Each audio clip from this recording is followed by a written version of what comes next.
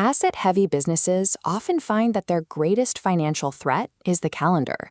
Relying on unpredictable, purely transactional customer demand means revenue fluctuates through violent swings from peak capacity to absolute zero.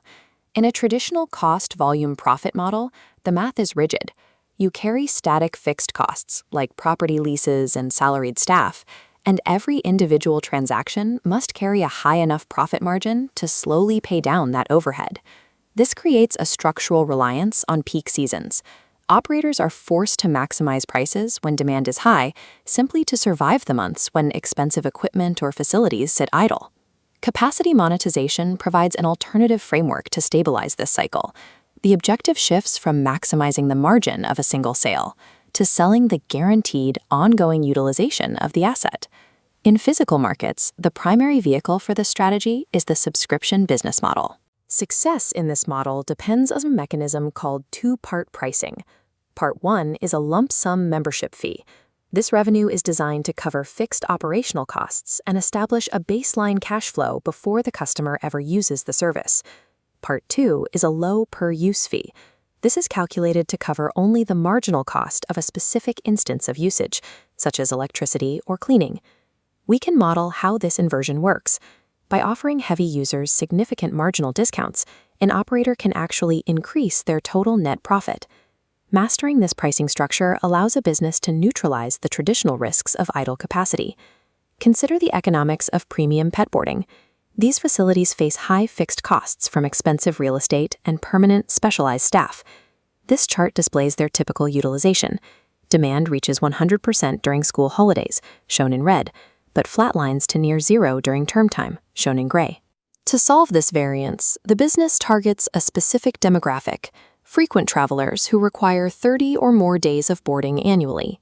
At a standard transactional rate of R200 per day, these heavy users pay R$6,000 per year. The facility introduces a subscription, an R$3,000 annual fee, plus a reduced daily admission fee of just R$20. Dropping the daily rate by 90% for the most frequent customers appears counterintuitive under traditional retail logic. To see why the customer accepts this, we have to look at the unit economics. This graph plots the standard R200 daily rate. The cost climbs sharply with every day of use.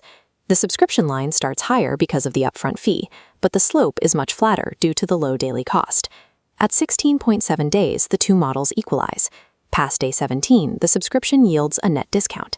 For a 30-day user, the total cost is R$3,600, a 40% reduction compared to the standard rate. The subscriber also gains priority access during peak holiday periods and bundled premium services like grooming. Once the 17-day threshold is crossed, every additional day used further reduces the average daily cost for the customer. While the customer gets a discount, the operator's profitability actually increases. This chart shows the facility's fixed overhead, the lease and salaries that must be paid, whether the kennels are full or not. The annual fees provide a pool of recurring revenue that can be used to cover this overhead block before the first pet arrives. Once overhead is covered, the only remaining cost for each pet is the marginal variable cost, roughly R$20 for food and utilities. The R$20 admission fee perfectly offsets this variable cost. This completes the inversion. Because fixed costs are preemptively funded and variable costs are neutralized, the operator converts idle, off-peak capacity into pure profit margin. The business has effectively sold its capacity in advance, securing baseline cash flow regardless of seasonal fluctuations. This model requires disciplined management of acquisition costs and retention to remain viable. Strategists use these 4 metrics to determine if a subscription pilot is ready for expansion. First, monthly recurring revenue should cover at least 80%.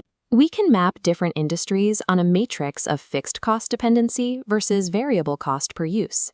In the high fixed, low variable quadrant, we find businesses like car washes and ghost kitchens, where the marginal cost of one more use is negligible. Service providers like HVAC maintenance firms and IT managed services use the same logic to stabilize their technician schedules. Fast depreciating assets like electronics or urban bicycle fleets also fit here, as subscriptions generate revenue across multiple rental cycles. Regardless of the sector, the architecture remains the same.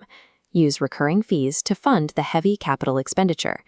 The strategy is a universal tool for any business carrying high fixed costs and underutilized capacity. Relying on purely transactional sales in a seasonal market creates a high degree of operational risk. Two-part pricing absorbs fixed costs upfront, allowing every additional instance of usage to contribute directly to profit. The strategic payoff lies in compounding customer retention and long-term lifetime value. There is a sharp contrast between the constant pressure of transactional sales and the stability of a recurring revenue model. For a strategist, the goal is simple: transform market volatility into mathematical predictability.